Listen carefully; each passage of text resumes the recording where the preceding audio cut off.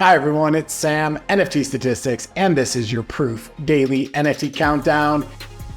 It is good to be back in Colorado. I know what you're thinking. Why are the NFTs not up on my wall? They'll be back tomorrow. I didn't sell them. I sold some of them, but I didn't sell them all. We just had to take them down while I was gone, but they'll be back soon. Lot to talk about today, and I really need it this time. Friend.tech completely taking off in terms of volume, prices, users, fees paid, everything. Nouns fork is underway, and there were some really nice art sales over the weekend. Let's dive right in, starting off with a quick market overview. Volumes just still incredibly low. I wanted to look at what kind of longer term volumes look like. What this chart is 2-week average daily volume, so trailing 2 weeks on a log scale. And we've been talking about how volumes are going lower and lower. And I think here you can really get a sense for how they're even lower than the last time we said that they were at all-time lows. I mean, it just keeps going lower and lower. So really not a whole lot of action in the ETH NFT space. More volume going with Blur, about 74% over the past couple of days. Large cap index kind of trickled lower, not a whole lot of movement, but down a touch. A little bit of strength in captains since I last spoke. I haven't been here since Thursday, so a little bit of strength in captains since then, a little bit of weakness in CloneX, Azuki, Milady. Mid-cap index also basically flat. Had some strength in Killer Bears and weakness in Sprato Gremlins. Let's have a quick look at that Sprato Gremlins chart. I mean, this thing ramped all the way up to 2 ETH. It's really kind of come back down to earth, but still holding a floor price of about 0.8 ETH. So not too bad for this market. I also wanted to talk about this NFT called MetaKeys. And MetaKeys plays into Friend.tech, which we're going to talk about in a little bit. What you can see is over the past week, it's completely boomed from about 0.1 ETH. It hit all the way up to 0.8 ETH at its peak. Right now, really come down pretty sharply at about 0.3 ETH. Why am I talking about it? Why is this thing pumping? MetaKeys are master keys, and they give access to hundreds of content creators on Friend.tech. Each MetaKey is less expensive to mint than buying a regular key, but gives access to top accounts. So basically, if you have this, you join a Discord and you can see everything that's happening in some of the top Friend.tech accounts. Obviously, some of those Friend.tech accounts, cost 5 ETH to go into, so 0.3 ETH. This is a lot cheaper. Obviously, there's some downsides. You don't get to be there yourself, probably not asking as many questions, but still interesting to see that. In terms of art projects over the past 24 hours, 6 Harvest sales, a handful of Squiggle sales. Let's have a look. And this is just over the past 24 hours. I'm going to show you some of the bigger sales over the weekend. One was a ringer. This ringer sold for 39.9 ETH. There was another ringer which sold for about 30 ETH. So 2 ringer sales. There were a lot of fuzzy sales, as I said. A lot of Squiggle sales, but 3 fuzzies. One for 12.5, then 2 for 13.7. This is a really nice aesthetic fuzzy, kind of ending higher like that.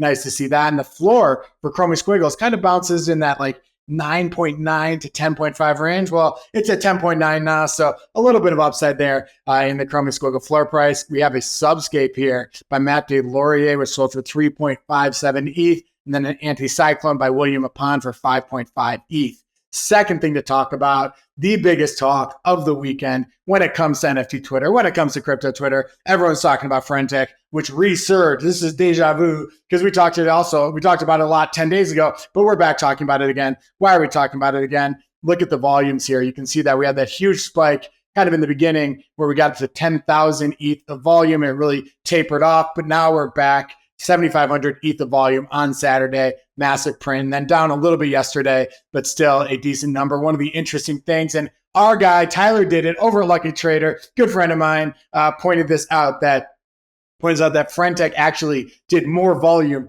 than ETH NFTs. If you look at ETH NFTs across major exchanges, you can see that was certainly the case on Saturday. Now, if you go back a couple weeks when Friend.tech was booming, it was also the case then. So this was the third day where that happened. Then yesterday, ETH NFTs did a little bit more volume than Friend.tech. One interesting thing to also look at is if you look at fees, Friend.tech paid 3 times the creator fees over the past couple of days versus all of ETH NFTs put together, all ETH royalties put together. Friend.tech paid 3 times as much to creators, and the creators aren't even necessarily artists. Sometimes they're just people saying GM in a chat room, but people are making a lot of money. And I think there's no question right now that a lot of money is going out to people who are building rooms in this. And, just through the fees that come in, over $300,000 paid on Saturday. Some of the top players, this guy Racer has over a 6 ETH price for his shares. Levi over 4.7 ETH. So a lot of these prices are really getting high to get into the chat rooms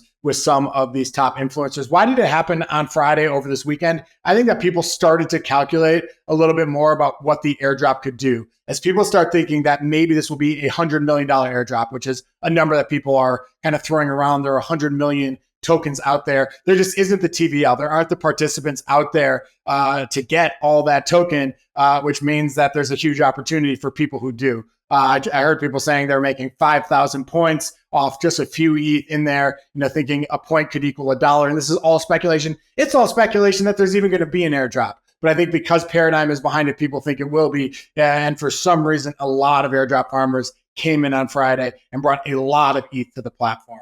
What happens when an airdrop incentivizes people to come in? Well, one is that the airdrop incentivizes people to hold keys, because people are thinking that the more keys you hold, the more TVL you contribute, which you can do by buying keys, the more airdrop you're going to get. That means that people want to buy and hold. What happens when they do that? Prices go up because people are buying and holding and not selling. What happens when prices go up? FOMO goes up. People start to say, wow, I could make more money by being on that platform. I could make more money by buying that keys. And you just get this flywheel, which leads to this really positive momentum. The other thing is that TVL, and TVL stands for total value locked. It is a metric that Blur really took very seriously, or still takes very seriously. And a lot of DeFi platforms take very seriously how much ETH is locked on there. Why do they take it seriously? Because it's a metric that coin traders look at when they're deciding if they want to buy a coin or not. So here you have a lot of people kind of coming up with ways to get that TVL higher, to incentivize people to get that TVL higher. And the hope, I think, ultimately, and again, this is speculation, but I think the hope is that coin traders down the road are going to pay a nice valuation to give people exit liquidity,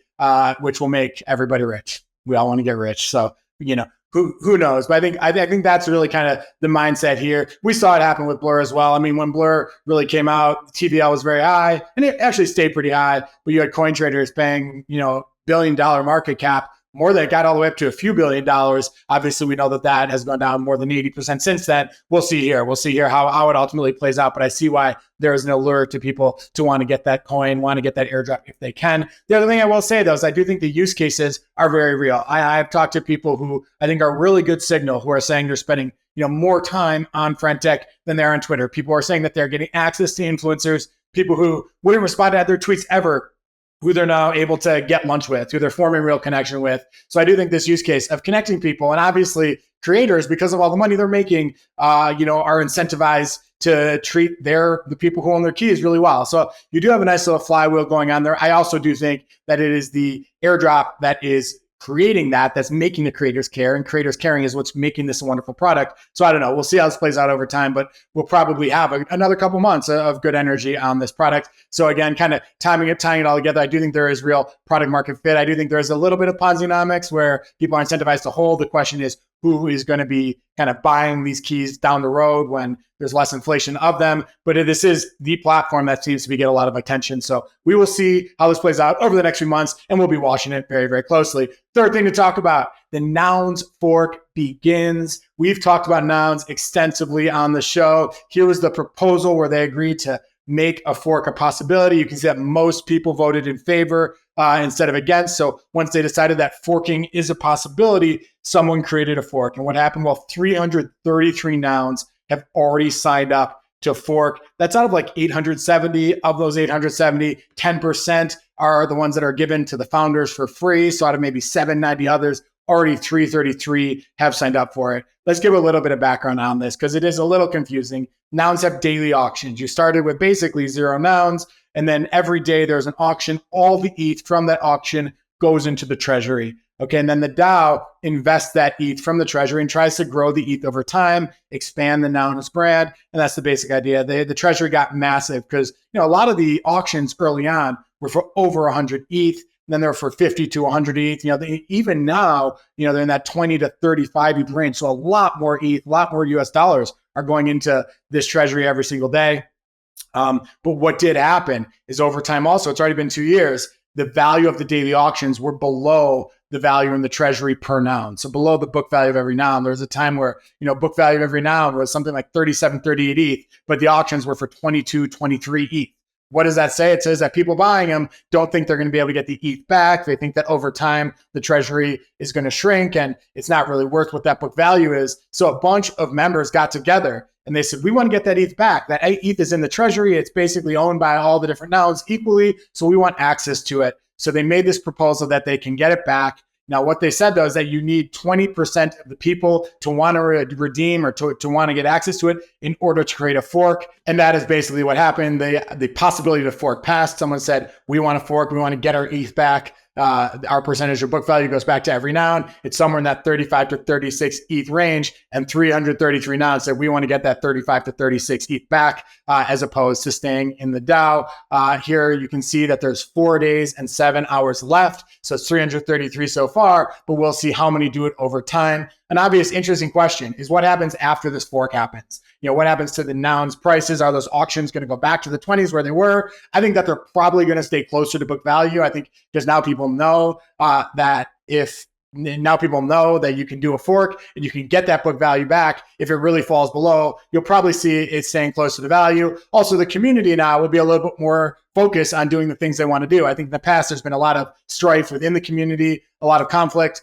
They ended the Discord. People disagreed on things. Now the people who disagree can leave, and the people who want to be there can go back to doing the things that they were doing. And perhaps all this will ultimately be positive for both sides. The people want out, as well as for the nouns who want to stick around. Now, here's a chart that looks at the daily auction prices going back to May 1st. You can really see, they got below 25 ETH for a little while there. I think as it became more and more clear that this was a better possibility that you could get your ETH back, the prices rose to now where they're all basically going at 35.3 ETH, something like that. Last thing to talk about, let's talk about a few notable sales. In terms of one-of-one sales, we have 4 one-of-ones that caught my attention I wanted to talk about. One is this piece, Become the Storm by DrifterShoots. Just an amazing piece. He actually talked about this exact piece when we had him on the podcast. Would recommend checking that out, but this sold for 12.5 ETH. If you look at where DrifterShoots one-of-one sales have been, they've been as high as 50 ETH, 48.75 ETH, but his most recent one was actually at 10.2 on the lower right. So this was a step up from there. And here you can see this was a secondary sale. The last time this one sold was for 44 ETH. So down a fair bit from that price. But again, nothing new for what we've seen kind of across the NFT ecosystem. This piece, Bear Market by Gelo Design, sold for 7 ETH. I love this piece. I think Gelo's work is so cool. And this one is a big step up. I believe his last sale on secondary was about 3 ETH. But this is a really fun one. All these people kind of looking at the bear market burning outside, really follows his look and feel. Other sales he's had have been as high at 9, 12.1 ETH. But this one on the lower left was a secondary sale that was at 3. So 7 ETH, where he just was, a nice step up from that. This piece, A Study in E Major by Jake Andrew Ark, sold for 5.25 ETH. This piece has animation, but it is just a very cool piece, even in its still form. And I believe the artist was going to do a print for the buyer. The buyer here was Flannel Capital. I'm not sure if it went through because I think they said it had to be above 5.4 ETH, but it was at 5.25. So I'm not sure if they made the cut. Hopefully they did. But Flannel Capital here is the buyer. And they tweeted a bunch of commentary about why they bought the piece. I thought it was kind of interesting commentary, so I put it here. He's long been impressed by Jake's range in creating incredible physical paintings, as well as his impressive digitally native abstract pieces. Then came along A Study in E Major. What a major flex in the range of talent that Jake brings to the table. The idea that this piece was special was further confirmed when he saw videos of it exhibited at Toda in Dubai at its intended scale. So I believe this really needs to be seen at a bigger scale to fully appreciate it. And he suspects that we'll look back at this as a significant landmark piece for Jake's evolution as an artist. And then the last piece to talk about, this one by none other than Dave Krugman, 4.5 ETH. Love to see it. A piece that, kind of cool motion shot with the Eiffel Tower in the back. It's called Cafe Racer Paris. We had Dave on a panel with us in Korea last week, which was a lot of fun. So congrats to Dave, as well as the buyer on that sale. That is all from me today. It's good to be back in Colorado at my desk doing the show. I hope you enjoyed it. Give us a like below. Tell us what you think in the comments, and we'll be back tomorrow with another show. Have a great day.